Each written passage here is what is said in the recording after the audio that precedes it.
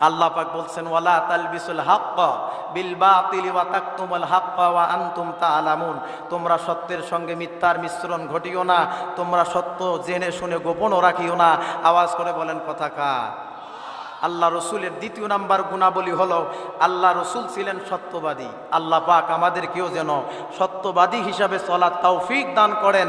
আওয়াজ করে বলেন সুবহানাল্লাহ। ও আল্লাহর বান্দারা, আল্লাহর নবী ছিলেন সত্যবাদী।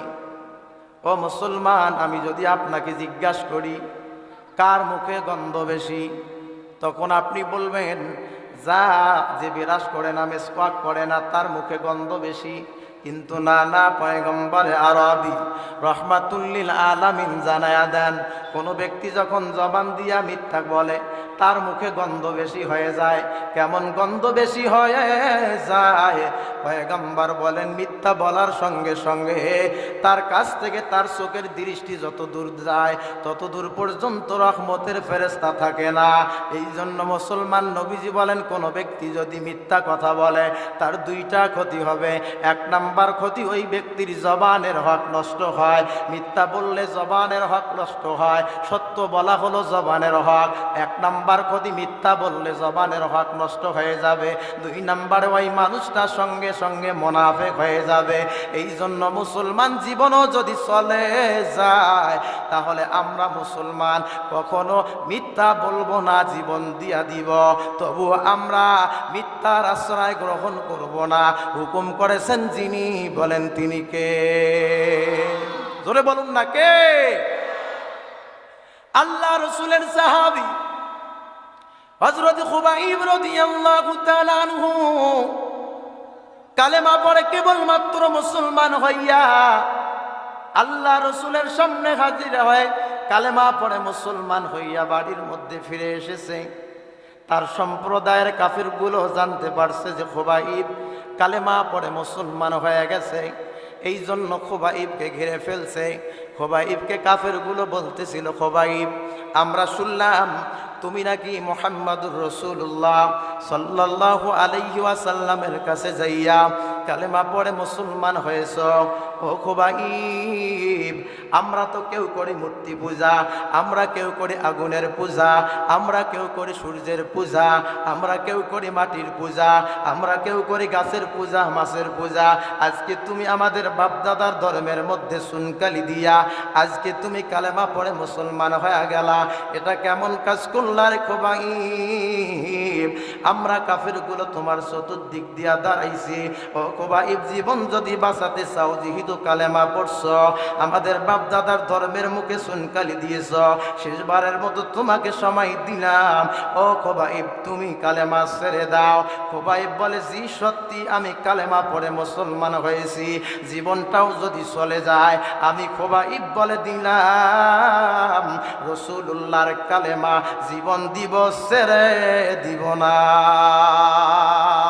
খুবাইব রাদিয়াল্লাহু তাআলা আনহু এইরকম করে যখন বলেছিল, ওই কাফেরগুলো খুবাইব রাদিয়াল্লাহু তাআলা আনহুকে একটা বাড়ির মধ্যে আবদ্ধ করে রেখেছিল। বর্তমান জামানায় যেমন জেলখানা আছে, তখন তো এইরকম সুন্দর করে জেলখানা বানানো হইতো না। তখন একটা বাড়ির মধ্যে খুবাইবকে আবদ্ধগুলো ঘোষণা করে দিল, ঘরের মধ্যে তালা লাগাও, যতক্ষণ পর্যন্ত খুবাইব মৃত্যুবরণ করবে না ততক্ষণ পর্যন্ত খুবাইবকে কেউ দেখতে যাবা না। এমনকি খুবাইবকে কোনো খাবারও দিবা না, পানিও দিবা না। বেশ কিছুদিন পরে খুবাইবকে দেখতে যাব, দেখতে যেয়ে যেন দেখি খুবাইবের লাশ পড়ে আছে, খুবাইব ইন্তেকাল করেছে। খুবাইবকে ওই জেলখানার মধ্যে তালা লাগাইয়া কাফেরগুলো চলে গেছে। বেশ কিছুদিন চলে গেল, কাফেরগুলো চিন্তা করলো খুবাইব বুঝি মৃত্যুবরণ করেছে। এবার খুবাইবকে দেখার জন্যে কাফেরগুলো গেল খুবাইবের লাশ নেওয়ার জন্যে। যে দেখে খুবাইব অসুস্থ হওয়া তো দূরের কথা, খুবাইব রাদিয়াল্লাহু তাআলা আনহুর চেহারা আগের চাইতেও বেশি সুন্দর হয়ে গেছে। এবার কাফেরগুলো ডাক দিয়া বলে, খুবাইব তোমাকে তো মৃত্যুবরণ করার জন্য কয়েকদিন ধরে খাবারও দেই নাই, তোমাকে তো কোনো পানিও দেই নাই, তুমি তো মৃত্যুবরণ করো নাই। ও মুসলমান, শুনলে আশ্চর্য হবেন। ওই বাড়িতে একটা মেয়ে ছিল, মেয়েটার নাম হলো জয়নব। ওই বাড়ির মধ্যে কাজ করত। ওই জয়নব বলে ওই খোবাইব ঈমান আনয়ন করার কারণে ওই খোবাইবকে জেলখানায় রাখছে। খোবাইবকে খাবার দেয় নাই, পানি দেয় নাই, খোবাইবকে দেখতে আসে নাই।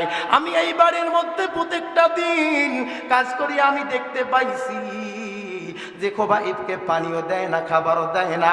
আমি দূর থেকে দেখতে পাই খোবাইবের সামনে ঝুলান্ত জান্নাতি আঙ্গুর ঝুলে আছে, আর খোবাইব সেই আঙ্গুর ছিঁড়ে ছিঁড়ে ভক্ষণ করতেছে।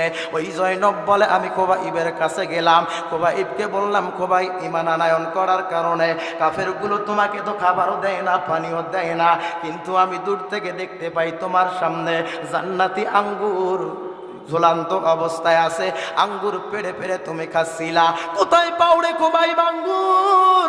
ও খোবাইব আঙ্গুর কোথায় পাও? খোবাইব বলে যে আল্লাহর উপরে ঈমান আনয়ন করেছি, কাফেরগুলো আমাকে খাবার দেয় না, খাবার দেয় না। সেই আল্লাহ জান্নাত থেকে ফেরেশতাদের মাধ্যমে আমি খোবাইবের সামনে জান্নাতি আঙ্গুর তুলে ধরে আমি সেগুলো পেড়ে পেড়ে খাই আর আমার জীবন চালাই। আওয়াজ করে বলুন না সুবহানাল্লাহ।